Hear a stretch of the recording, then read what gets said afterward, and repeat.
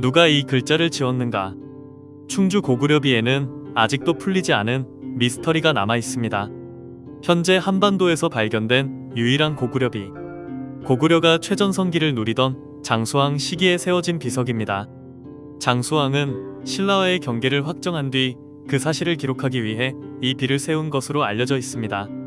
비석의 형태는 광개토대왕릉비와 매우 닮았습니다. 충주 고구려비는 높이 2.03m, 너비 55cm입니다. 원래 이 비석에는 내면 전체에 700여 자의 글이 새겨졌던 것으로 추정됩니다. 하지만 지금은 200여 자만 읽을 수 있습니다. 남아있는 비문에는 고려대왕이라는 표현이 등장하는데 여기서 고려는 바로 고구려를 뜻합니다. 또한 전부대사자, 제위 등 고구려의 관직명이 확인되고 비문을 통해 고구려가 스스로를 고려라고 불렀으며 신라 왕을 매금이라 기록했고 고구려 왕이 신라 왕과 신하들에게 의복을 하사하고 고구려 군대가 신라에 주둔했다는 사실도 확인됩니다. 이는 당시 고구려와 신라의 관계를 보여주는 매우 중요한 사료입니다.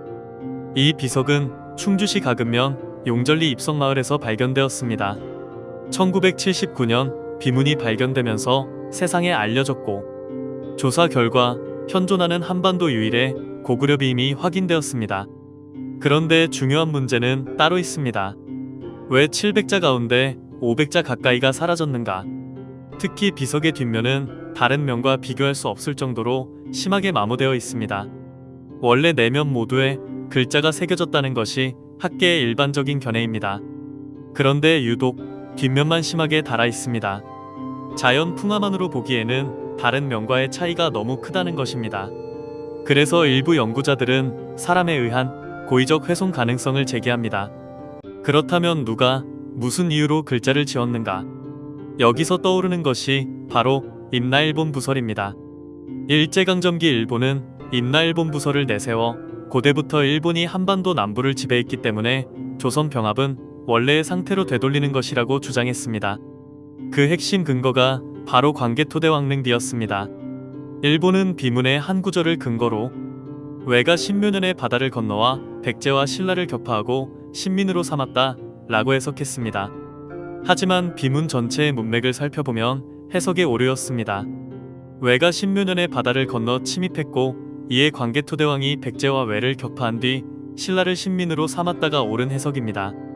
비문의 앞뒤 내용 모두 주어가 고구려인데 유독 신묘년 기사만 주어가 외일 수는 없는 것입니다. 만약 충주 고구려비에 사라진 비문 속에도 광개토대왕이 외를 격퇴하고 신라를 보호한 내용이나 고구려와 신라의 관계를 보여주는 기록이 담겨 있었던 것은 아닌가. 그러한 내용이 임나일본 부설과 배치되기 때문에 의도적으로 훼손한 것은 아닌가. 과연 사라진 글자의 비밀은 무엇인가? 그 답은 아직도 충주 고구려비만이 알고 있습니다. 문화유산과 역사 전문 채널 푸르메입니다.